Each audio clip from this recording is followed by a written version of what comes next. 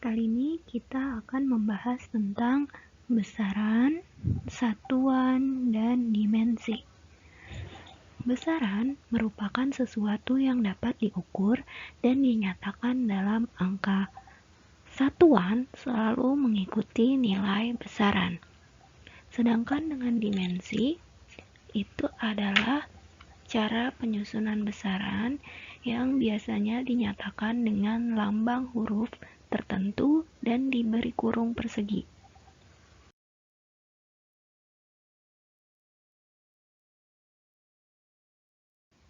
Besaran terdiri dari besaran pokok, besaran turunan, besaran skalar, dan besaran vektor.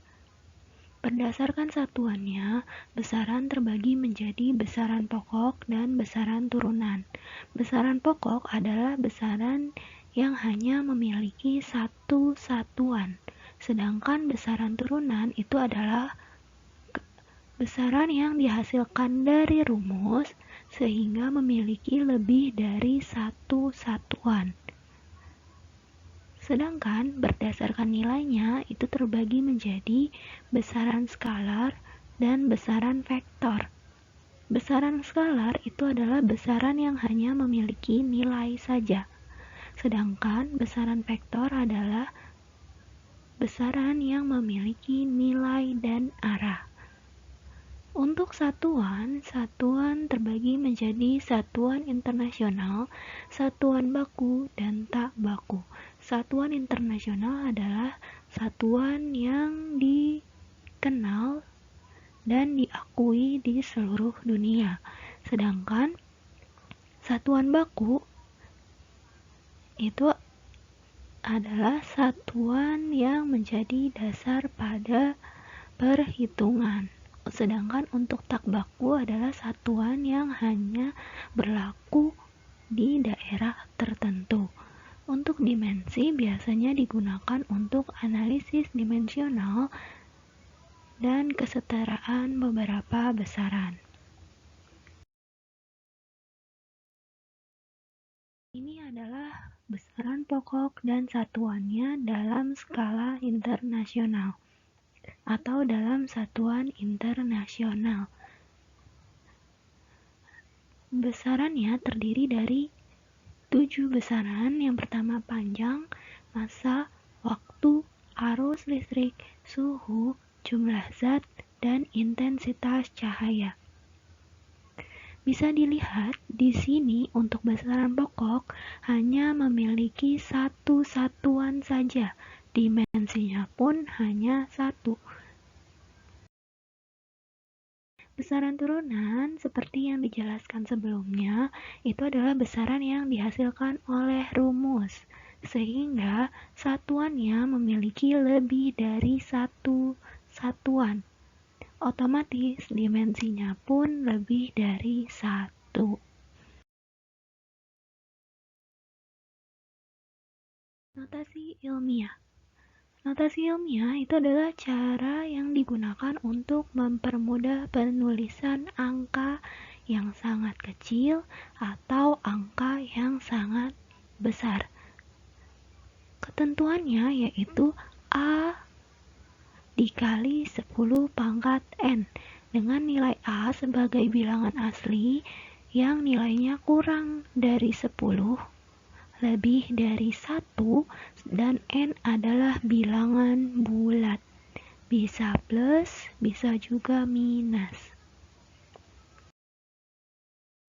Ini bisa dilihat contoh perubahan bilangan menjadi bentuk notasi ilmiah.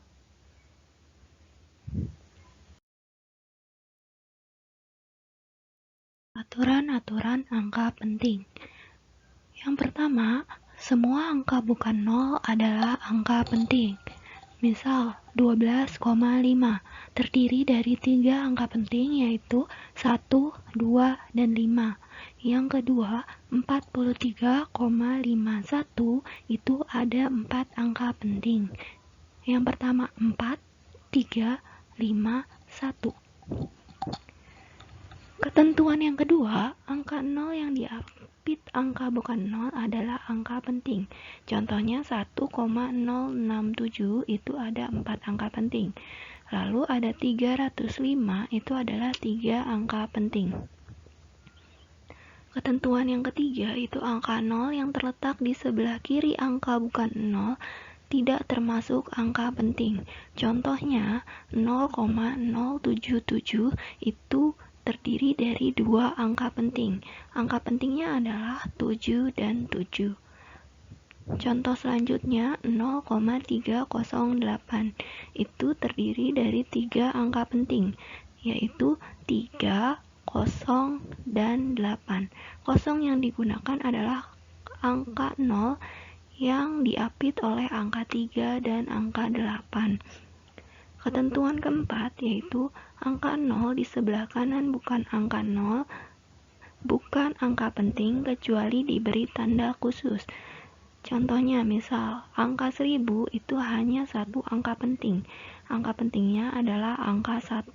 Sedangkan untuk yang kedua itu adalah 3 angka penting. Kenapa? Karena di angka 0-nya itu ada tanda khususnya. Jadi angka pentingnya terhitung dari tanda khusus ke angka 1. Ketentuan terakhir yaitu angka 0 di sebelah kanan angka bukan 0 pada bilangan desimal adalah angka penting. Contohnya 0,80. Itu ada 2 angka penting. Angka pentingnya adalah 8 dan 0 yang ada di setelah angka 8. Lalu yang kedua adalah 0,08090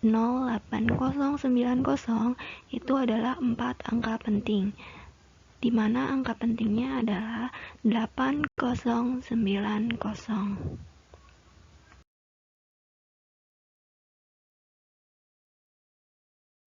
Berikutnya operasi hitungan dalam angka penting. Untuk operasi hitungan dalam angka penting, bukan yang namanya operasi pembulatan. Untuk operasi pembulatan, batasnya itu adalah ada di angka 5. Jika angka lebih dari 5, maka angka tersebut dibulatkan ke atas. Contohnya 4,327, maka angka 2-nya karena diikuti oleh angka 7 yang lebih dari 5, maka dia berubah menjadi angka 3. Menjadi nilainya 4,33. Begitupun 5,38 berubah menjadi 5,4. Apabila angka kurang dari 5, angka tersebut dibulatkan ke bawah. Misal 16,53 maka berubah menjadi 16,5.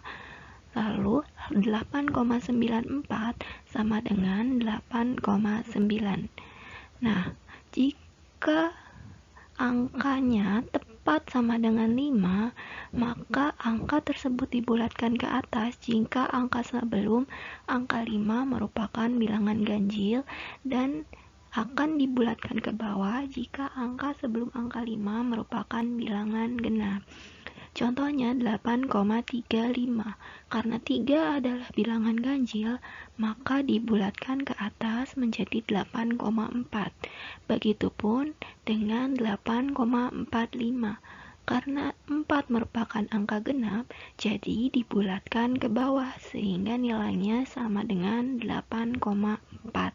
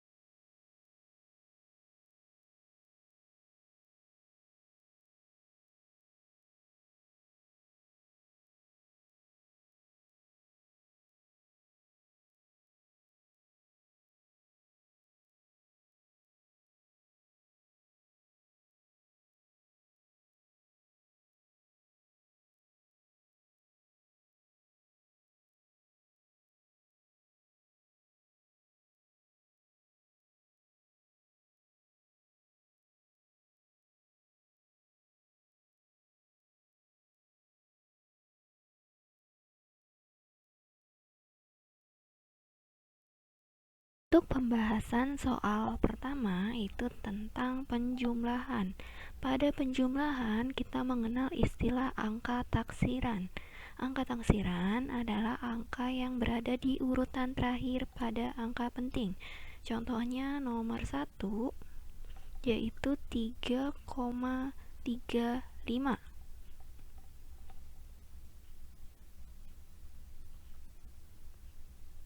Pada urutan 3,35 maka angka terakhirnya adalah angka 5. Maka angka 5 itu adalah angka taksiran.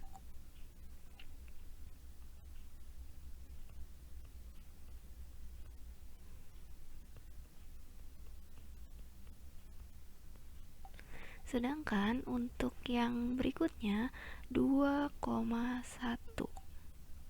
maka angka taksirannya adalah angka 1.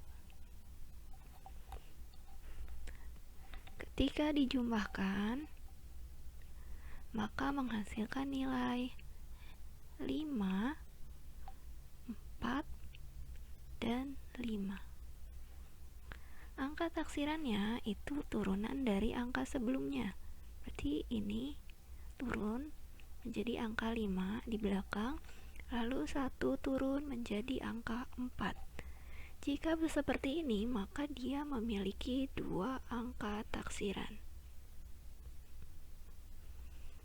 Sedangkan kita hanya butuh 1 angka taksiran, maka hasilnya harus dibulatkan sehingga dia memiliki hanya 1 angka taksiran, yaitu di posisi angka 4. Maka berubah nilainya menjadi 5,4 menggunakan sistem pembulatan. Inilah hasil yang kita cari. Ini pun berlaku untuk soal nomor 2 tentang pengurangan. Pada pengurangan 8,44 maka angka taksirannya adalah angka 4 di belakang. Berikutnya dikurang 2,357 maka angka taksirannya adalah angka 7 di belakang. Ketika dikurangi maka hasilnya menjadi 3, lalu 8, 0.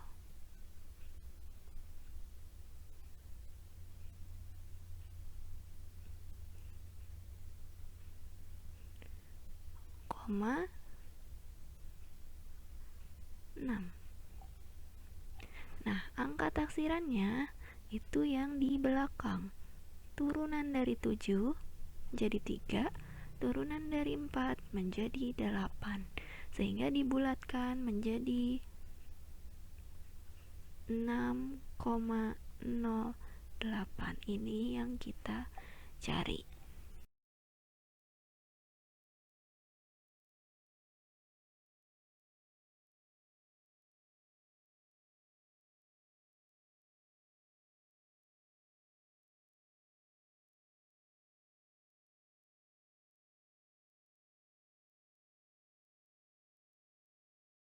Soal nomor 3 itu tentang perkalian.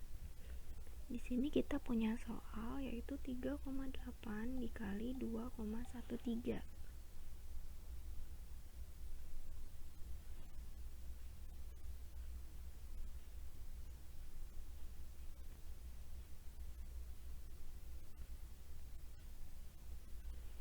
Untuk perkalian, hasil dari perkaliannya itu adalah mengikuti jumlah angka penting yang paling sedikit. Jadi kita harus tahu dulu urutan-urutan jumlah pada masing-masing angka yang akan dikalikan. Contohnya di 3,8 di sini kita punya nilai 2 angka penting.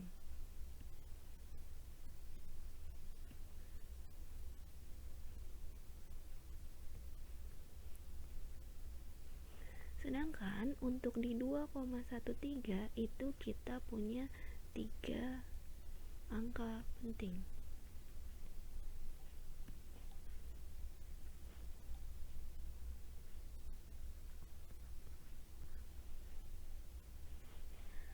Nah, karena kita mencari yang nilai angka pentingnya paling sedikit, maka yang jumlah angka penting yang kita gunakan adalah yang 2 angka penting, sehingga hasil akhirnya itu harus memiliki 2 angka penting.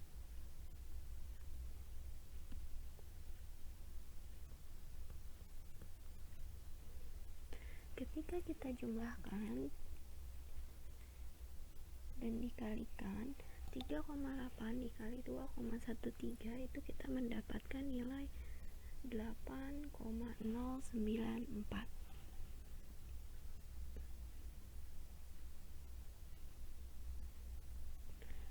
Nah, karena kita butuhnya hanya 2 angka penting, maka sedangkan untuk 8,094 itu punya 4 angka penting, maka kita bulatkan angkanya supaya menjadi 2 angka penting, sehingga dibulatkan menjadi 8,1. Nah, ini jawaban yang kita cari. Hal ini pun berlaku untuk soal nomor 4 tentang pembagian. Tapi karena di soal nomor 4 itu adalah pembagian eksak, maka jumlahnya mengikuti jumlah angka penting angka sebelumnya. Misalkan di sini 12,1 dibagi 2, maka kita mengambil nilai yang dari 12,1, yaitu hasil akhirnya harus memiliki 3 angka penting. Ketika kita jumlahkan, 12,1 dibagi 2 adalah 6,05. 6,05 itu memiliki 3 angka penting. Karena kita butuhnya 3 angka penting dan hasil akhirnya sudah 3 angka penting, maka tidak perlu dirubah lagi. Ini sudah merupakan hasil yang kita cari.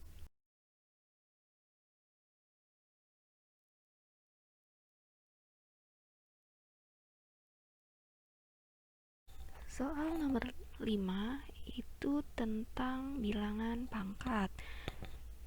Soalnya adalah 3,5 dikuadratkan.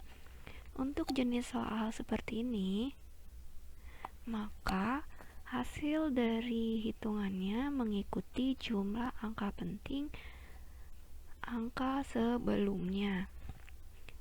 Misalnya di sini 3,5. 3,5 itu memiliki 2 angka penting.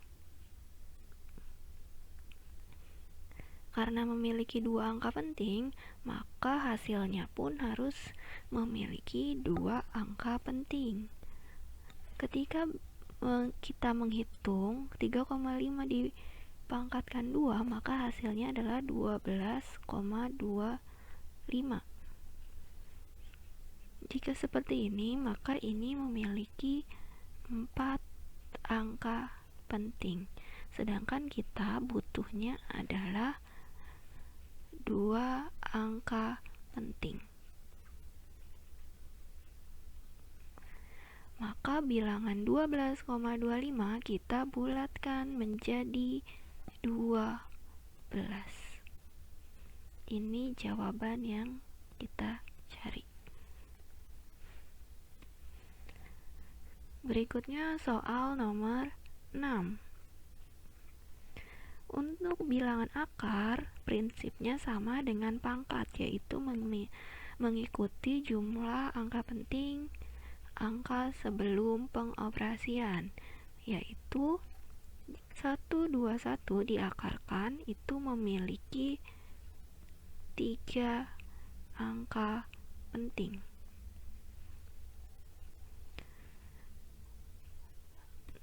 Ketika kita hitung 121 diakarkan itu hasilnya adalah 11. Nah, 11 ini hanya memiliki 2 angka penting, sedangkan kita butuhnya adalah 3 angka penting. Jika seperti ini, maka tinggal tambahkan saja angka desimal di belakang angka 11, yaitu menjadi 11,0. Jika sudah seperti ini adalah 3 angka penting. Maka ini jawaban yang kita cari.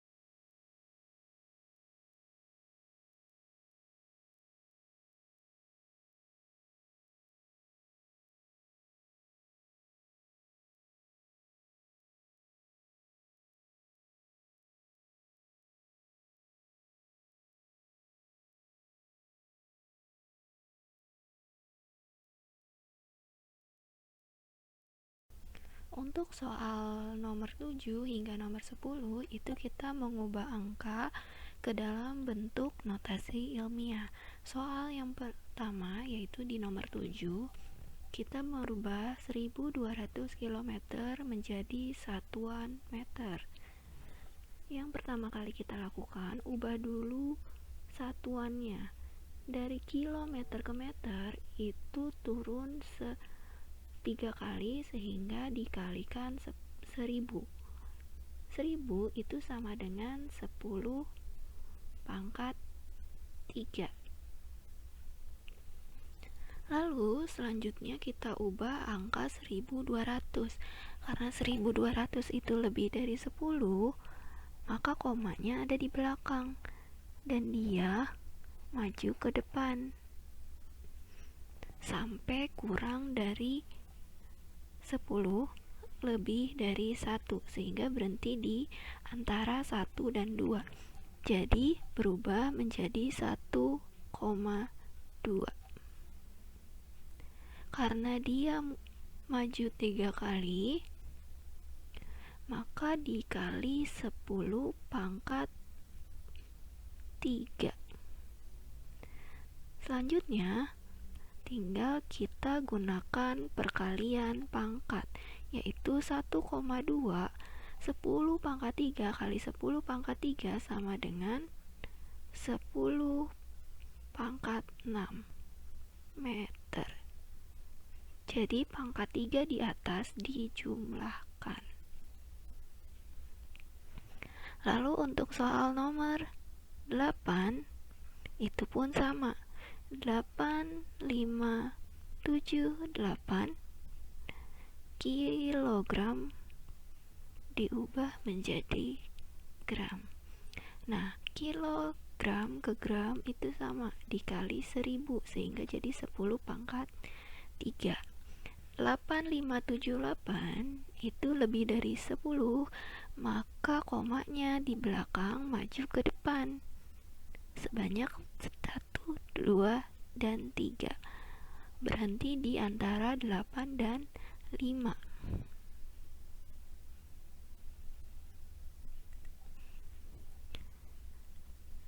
Karena Karena dia mundurnya 3 kali, maka jadi 10 pangkat 3. Lalu di sini 8,578. Jadi hasil akhirnya adalah 8,578 kali 10 pangkat 6 gram. Nah, untuk nomor 9 itu 956 gram diubah menjadi kilogram.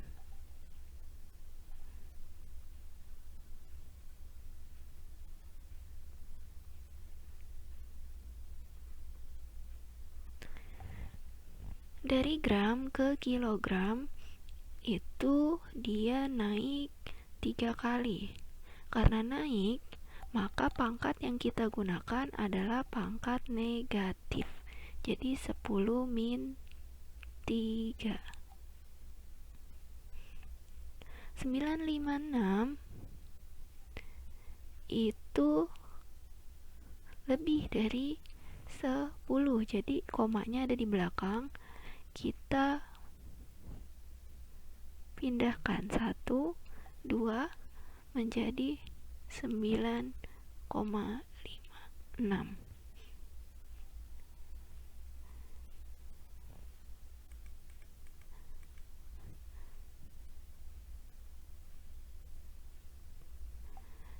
Nah, karena dia maju 2 kali jadi 10 pangkat 2.